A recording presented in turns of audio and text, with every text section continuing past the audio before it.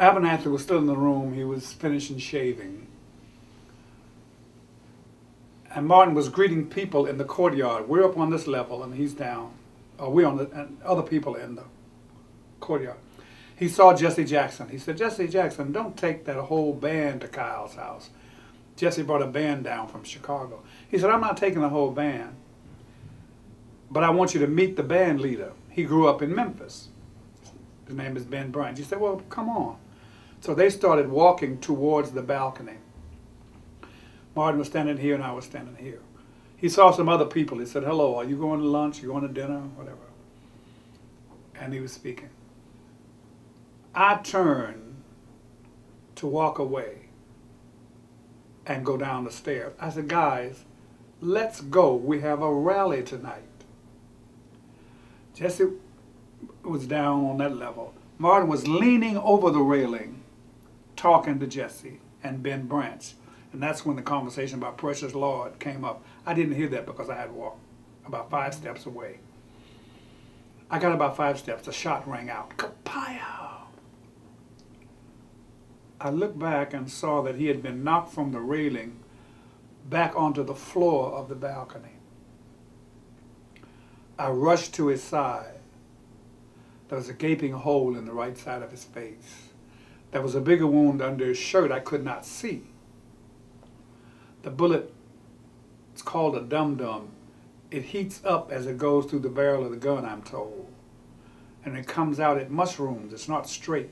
So it went down into his chest and tore all of his chest out and severed his spinal cord.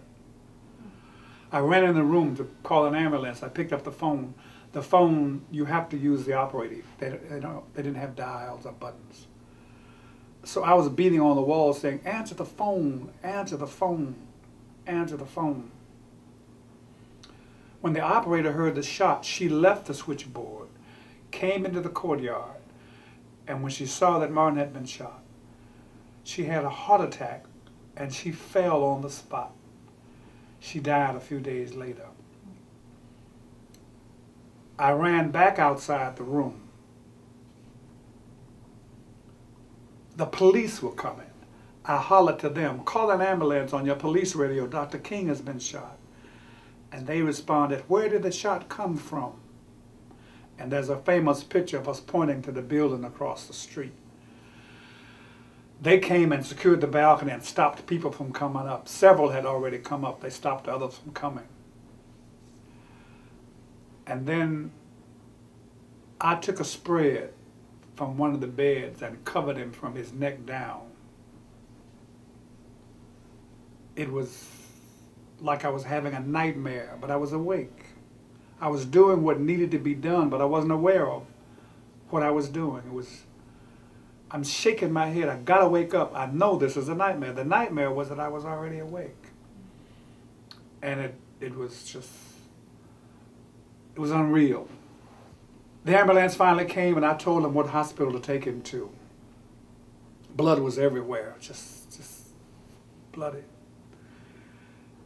They took him to that hospital. We got somebody on the switchboard. I told Jesse Jackson to call Mrs. King, and I called my home.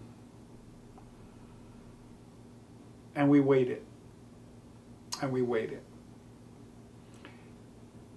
And finally the word came that we lost him. And after 38 years, I have no words to describe how I felt. And for a very long while, I could not talk about it.